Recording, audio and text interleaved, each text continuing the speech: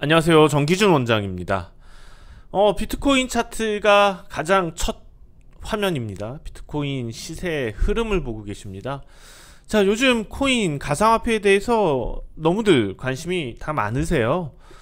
우리가 이것에 대해서 어차피 실질적으로 투자자들이 관심을 많이 가져서 거기에 돈이 몰리고 있는 상황이기 때문에 실제로 우리는 증권 정보를 다루지만 비트코인에 대해서 얘기를 또 안 할 수가 없겠죠. 시장, 국내 주식 시장하고도 관련은 많이 있어요. 그렇기 때문에 좀 다룰 필요가 있을 것 같아서 오늘 차트 먼저 꺼내 들었습니다.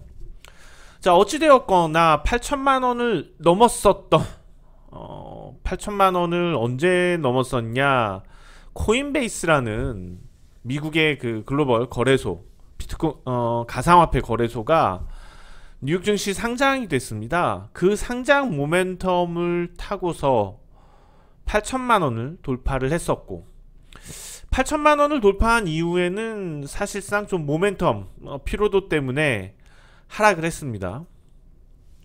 다른 여러가지 기타 이유들이 있었겠죠. 그러다가 역시 이제 코인에 대한 수급 상황이 좋았었고, 그러다 보니까는 저점에서 또 반등을 했었고, 그런데 최근 며칠 사이에 또 이렇게 지금 분위기가 안 좋아진 것은 일론 머스크의 또 발언이 있었습니다. 계속 일론 머스크 발언 때문에 코인 시장이 요동을 치는데, 테슬라 자동차를 비트코인을 받기로 했다가 중단을 시켰죠. 여기서 욕도 엄청 먹고 있고 일론 머스크가 약간 정신병자 소리도 듣고 있고 그런 것 같은데, 조작이니 시세 조작이니 그런 것도 얘기가 나오고 있고, 그런데 우리가 이제 주목할 부분이 있어요. 제가 볼 때는 진짜 정신병자 같지는 않고요. 어떻게 보면은 상당히 냉철하게 비트코인, 이런 지금 가상화폐 시장에 대해서 간접적으로 얘기를 하고 있다고 봐요. 이번에 얘기가 뭐였나요? 비트코인 결제 안 받겠다 얘기를 하면서 했던 핵심적인 내용은, 비트코인 채굴하는데 비용이 너무 많이 에너지가 너무 많이 발생을 한다는 거죠. 그것이 그냥 우리가 스쳐 지나가서 듣고 그냥 끝낼 문제는 아닌 것 같아요. 여기서 의미하는 게 상당히 크고, 그리고 그 전에 비트코인이 한번 요동을 쳤을 때 그런 얘기를 했었죠. 비트코인에는 가치가 없다, 코인에는 가치가 없다, 그런 얘기도 했었습니다. 그러면서 지금 얘기하는 거는 채굴이 간편할 수 있는, 채굴하는데 그런 에너지, 환경 파괴가 되지 않는 그런 걸 찾는다 얘기를 했죠. 많은 의미를 담고 있습니다. 차근차근 설명을 드려야지 될 텐데, 자, 어쨌거나 지금 썸네일에서 타이틀로 잡은 거는 비트코인 가상화폐가 끝나간다는 얘기를 하는 거죠.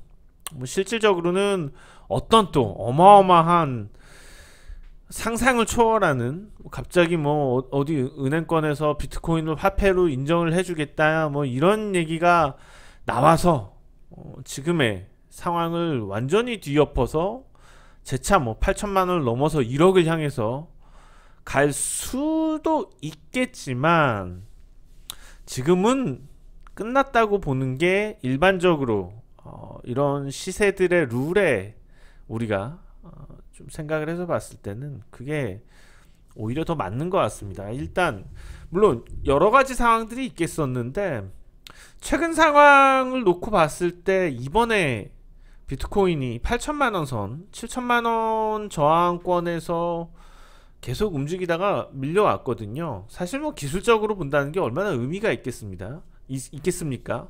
우리는 이러한 기술적인 흐름이 나온 것에 대해서 해석을 해야지 됩니다. 자, 생각을 해보자고요. 코인베이스 상장을 앞두고 급등을 했었는데, 상장한 이후에 급격히 하락을 했고, 그리고 반등을 하다가 지금 뚫고 나가지 못한다.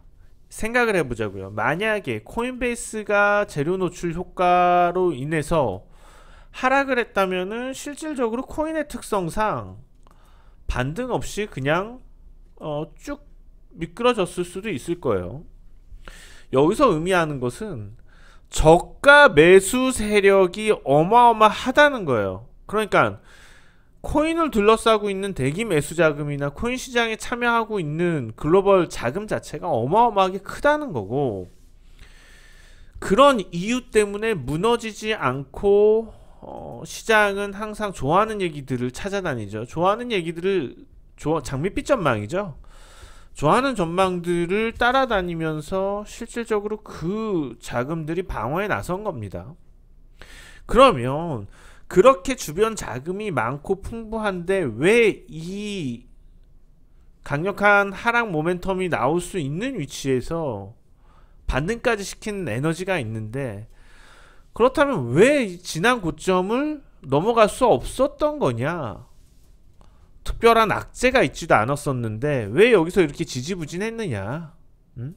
이달 들어서 그 이유는 간단합니다. 자, 거래는 매도와 매수의 싸움이에요. 이건 뭐냐 하면은, 분명히 우리가 눈에 보이는 거는 대기 매수세가 강력하고 지금 모든 사람들의 관심이 코인으로 많이 쏠려 있어요. 이 얘기는 누가 강하게 팔고 있다는 얘기예요. 이를테면은 검은 돈이라고 할 수도 있겠죠. 자, 그 전에 영국 중앙은행 총리가 이제 가상화폐 투자자들 쪽박찰 준비하라 이런 얘기를 했었습니다. 강력하게 그런 얘기를 던진 거는, 이게 만약에 가상화폐를 우리가 인정하고 가더라도 검은 자금에 대해서는 어떤 수를 써서라도 베껴내겠다는 거거든요. 그런 의지거든요. 이거는 전 세계적인 체인이 형성이 될 겁니다. 그런 부분에 대해선. 그렇게 되면은 지금 겁을 내고 있는 누군가들이 있겠죠. 어마어마한 자금을 이미 비트코인으로 가지고 있는 그런 매물들이 나오는 거죠. 그런 매물들이 상당히 많을 겁니다. 어마어마하게 많을 겁니다. 지금 여기서 끌어올리고 있는, 제가 얘기했던 풍부한 수급이라고 얘기했던 그런 개미 때보다 월등하게 많을 겁니다. 가지고 있는 코인이요. 자, 어쨌든 그런 상황에서 또 일론 머스크의 한마디로 시세가 내려온 건데, 어떻게 보면은 좀 찔려서, 검은 돈 찔려서 움츠리고 있던 자금들이 눈치를 보다가 심리적인 선이 무너지게 된다면은 상당히 가파르게 팔아제낄 수 있거든요. 그러면 금세 또 시세는 5천만원, 4천만원, 코인의 특성상 그렇게 될 수 있다는 거예요. 조심해야지 되고. 그리고 제가 앞서 말씀드렸던 일론 머스크가 상당히 천재인 사람일 수도 있다 얘기를 하는 건, 여러가지 의미가 담긴 얘기를 저처럼 대놓고 시장에다가 얘기를 하는 게 아니고 의미만 던지는 거예요. 어떻게 보면은 비트코인은 그냥 당장은 투자, 어떻게 보면은 노름 으로서의 시세 형성에서 차익은 나올 수는 있지만, 먼 미래로 봤을 때 어떤 가치는 없을 수 있다는 얘기, 그러니까 코인 자체에 대한 그런 얘기를 던진 거고, 다만 블록체인 기술이 우리 이런 금융 생활에서 사용되는 건 이미 가깝게 와 있다는 거죠. 이거는 분명히 블록체인은 상용이 돼서 모든 화폐에 적용이 될 건데, 그렇지만은 이것에 대해서 그게 가지고 있는 액면가치 이상의 부분에 대해선 고민을 할 때라는 거죠. 비트코인이 에너지를 많이 파괴시킨다, 환경을 많이 파괴시킨다, 에너지를 많이 필요로 한다. 자, 우리 금을 예를 들어서 생각하자고요. 금이 가치를 갖는 건 희소성이 있기 때문이에요. 금이라는 자원은 한정 자원입니다. 그리고 금을 채굴하는 데 있어서 금을 채굴하는 거, 금 세공하는데 하수 구멍까지 찾아가가지고 금가루를 모으죠. 상당한 에너지를 필요로 하는 겁니다. 금을 채굴하는 데는. 그렇기 때문에 금값이 비싼 거예요. 지금 비트코인을 채굴하는 데는 어마어마한 비용이 들어갑니다. 에너지를 쏟아야지 되죠. 전기값 엄청 많이 들어가고, 거기에 들어가는 PC며 하물며 다른 PC들 해킹해서 좀비 PC로 만들어서 채굴을 하고 있죠. 그러다 보니까는 그것에 대한 가치, 희소성에 대한 가치 때문에 비트코인 가격은 올라갈 수밖에 없는 거죠. 그렇지만 여러분들 생각을 해보세요. 블록체인에 대해서. 블록체인은 그게 목적이 아니거든요. 실제로 화폐로서의 수단, 여기에 있어서의 우리가 생활하는 데 있어서 가상화폐를 통한 여러가지 이점들, 지금 우리가 불편하게 앱 깔고 이렇게 사용하고 있는 여러가지 수단들을 단순하게 하나로 다 통일을 해서,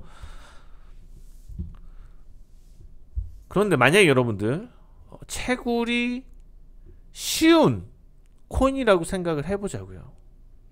채굴이 쉽다는 건 무한대 만들어낼 수 있다는 겁니다. 그 코인을.